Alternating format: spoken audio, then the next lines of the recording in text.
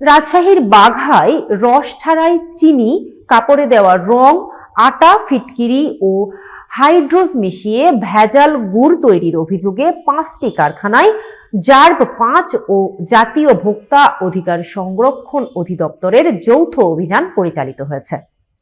রাজশাহী প্রতিনিধি শিহাব আলম সম্রাট জানান, বুধবার সকাল 7:30 থেকে আরানি শাহাপুর এলাকায় এই অভিযান পরিচালিত হয়। অভিযানে বিপুল পরিমাণ চিনি, ভেজাল উপাদান ও প্রস্তুতকৃত ভেজাল গুড় জব্দ করা হয় এবং 5টি কারখানাকে মোট 2 লাখ টাকা করে জরিমানা করা হয়।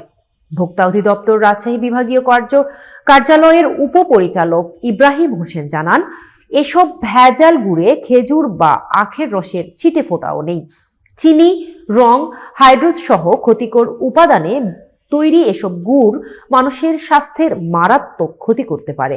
র্যাব 5 রাজশাহীর উপ অধিনায়ক মেজর মোস্তাফিজুর রহমান বলেন, গোয়েন্দা তথ্যের ভিত্তিতে ভেজাল গুড় তৈরির কারখানায় এই অভিযান চালানো হয়েছে, জব্দ করা হয়েছে, ভেজাল গুড় ধ্বংস করা হয়েছে এবং দায়িত্বশীলদের বিরুদ্ধে ব্যবস্থা নেওয়া হয়েছে।